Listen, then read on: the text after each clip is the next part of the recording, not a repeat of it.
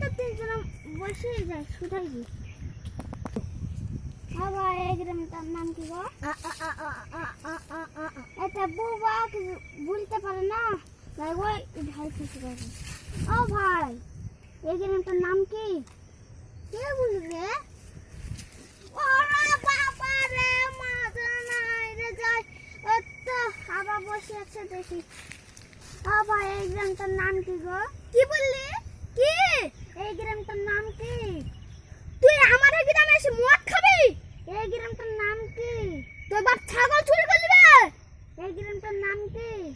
এ শালা তুই আমাদের গ্রামে এসে আমাদের মেয়েকে পড়তে বিপ করি পাল্টাবি? এ কানা বুবা ভাই ধর শালাকে ধর।